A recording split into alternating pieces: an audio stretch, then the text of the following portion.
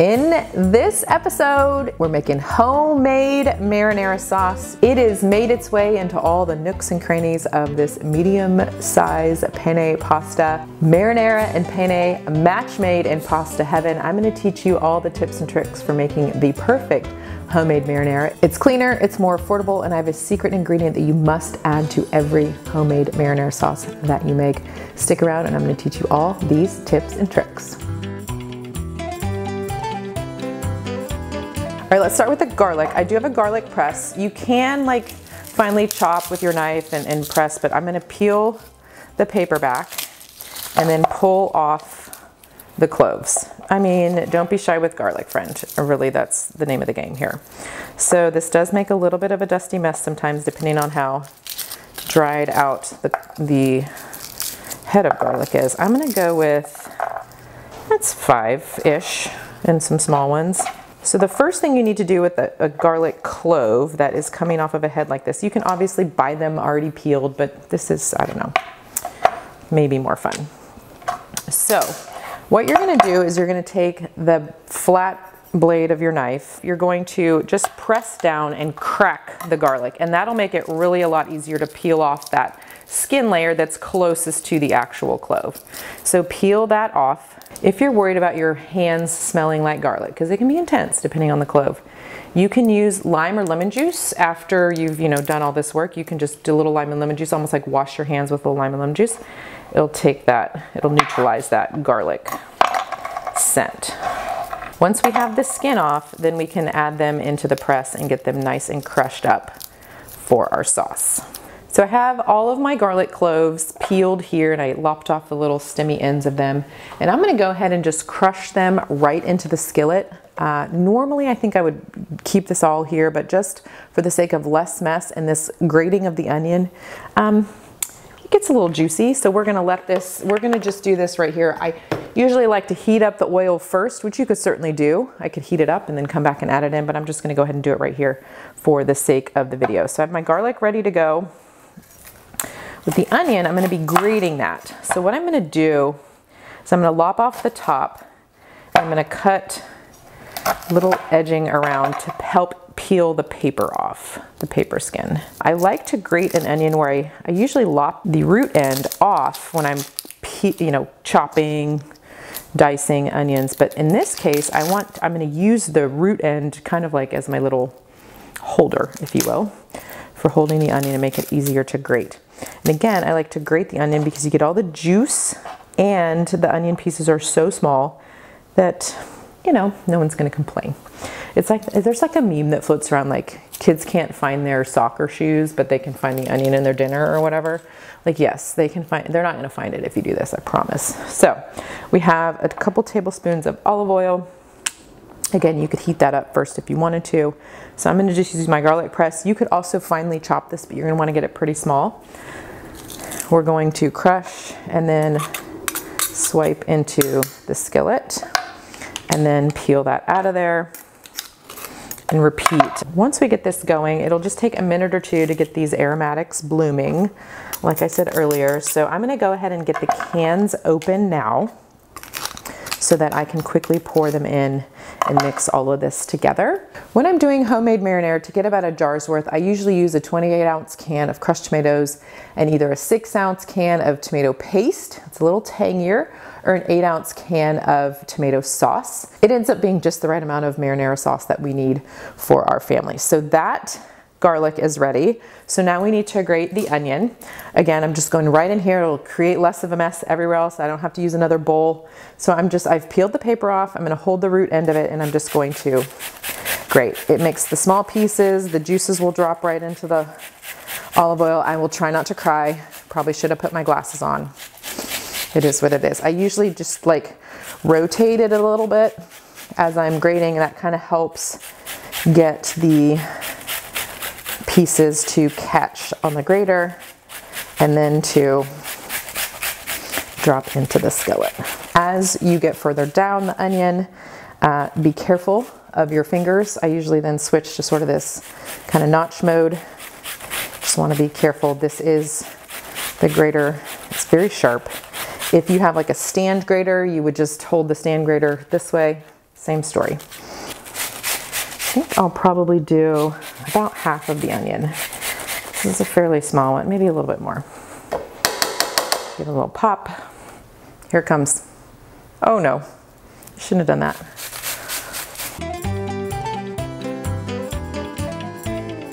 Okay, I think I've got the tears under control. We'll see. We're gonna open these cans and then we're gonna get this going on the stovetop. So I like to let homemade sauces simmer, let those flavors marry and mingle in the skillet. So sometimes I'll even start this before I start cooking the pasta and just simmering it super low.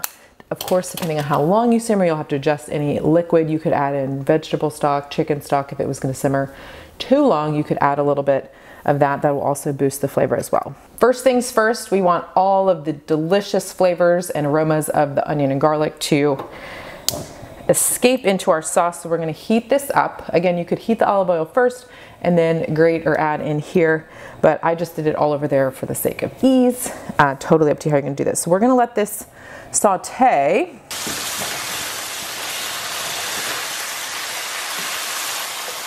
Smells amazing already. It's maybe been a minute. We're just going to go right in. We don't want that to brown or overcook.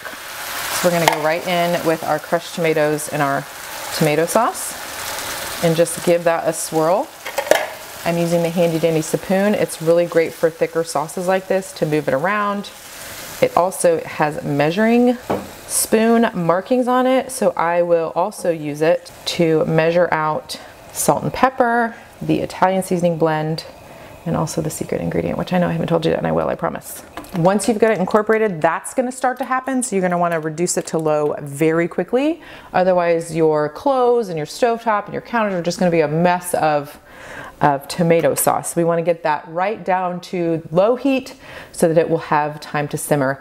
If you do want to cook it faster and get those flavors incorporated a little faster, of course you can put a lid on. I would say medium, low heat. Now that we are simmering, I'm going to add in the seasoning. So I'm going to start with a teaspoon of salt. I'm using the spoon to measure the markings on there. I'm gonna do about a tablespoon of Italian seasoning blend to this sort of jar's worth or so of the marinara sauce. You can obviously do this to taste more or less depending on what you prefer. Super handy, isn't it? And if you don't have a blend like this, then I would recommend using a teaspoon of dried basil, a teaspoon of dried thyme, and a teaspoon of either dried parsley or dried rosemary, depending on if you want a richer flavor with the rosemary or a little bit more traditional flavor with the parsley. Last but not least is our secret ingredient. It's really important that you add a tiny bit of sugar to your sauce. Just a little bit, a teaspoon for a big skillet like this is plenty. It will help cut the acidity of the tomato sauce and just make it a little smoother, a little bit easier on your palate. All right, I got my spices in there. I want all these flavors to mix and marry and hang out on simmer mode here. Just gonna stir them in with my spoon, and I've got this gorgeous homemade marinara sauce. Definitely gonna be sharing some ways to even enhance this sauce further. But this is super affordable, super easy way to get using canned tomatoes, especially if you're buying in bulk, and then you can just easily make a homemade sauce with spices, a little sugar, a little salt you've already got in your pantry.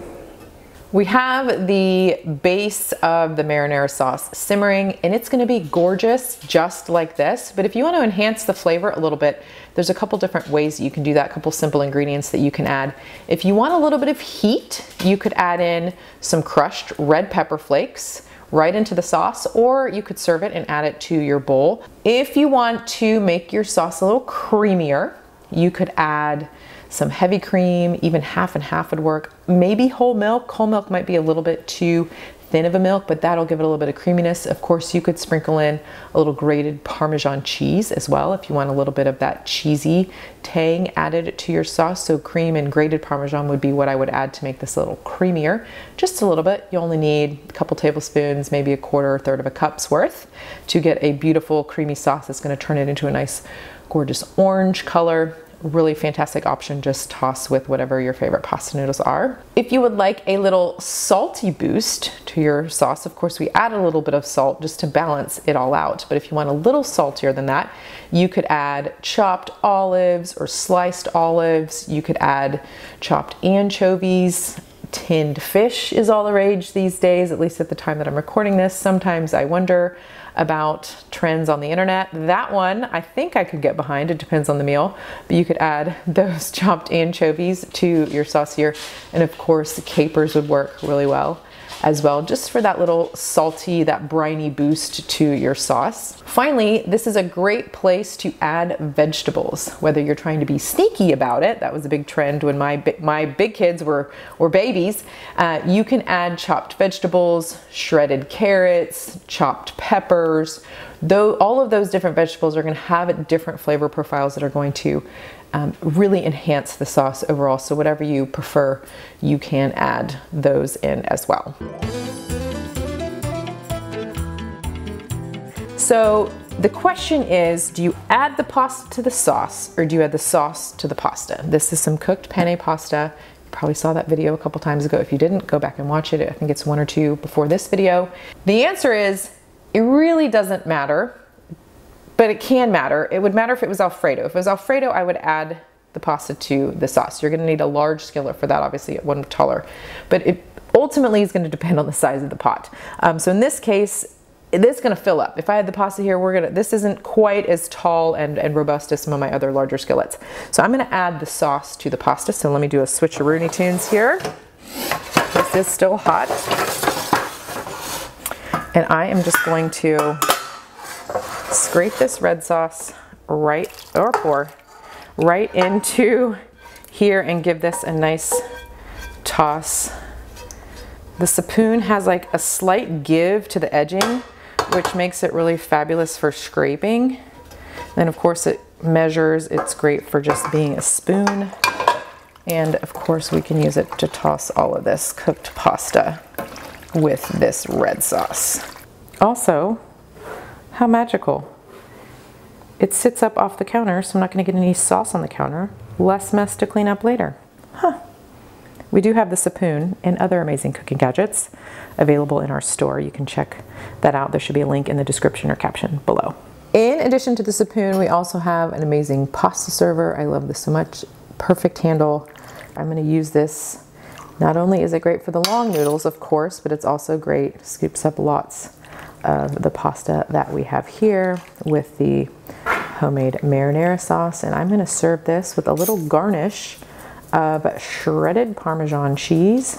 You can use grated as well, but I have a little shredded I need to use up. So I'm just going to do a little pinch full, maybe get a couple of these bigger shreds and shavings, and we have ourselves a perfect bowl of pasta with homemade marinara and a touch of Parmesan. I'm gonna have a bite because yum. And because lunch.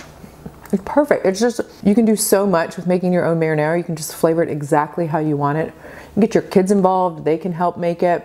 They can help you add different flavors, different veggies to it. Make homemade marinara. It's gonna save you money. The cans are cheaper. I've done the whole price breakdown. I promise it's gonna save you money. Cleaner ingredients, more affordable. Homemade marinara sauce is your ticket to an easy, delicious, healthful weeknight dinner. If you enjoyed this video and learned something new, please go and watch some of the other videos that we have in this playlist and on our YouTube channel. Of course, like and subscribe. You'll get notified when we release new episodes, which is typically at noon Central Time on Wednesdays.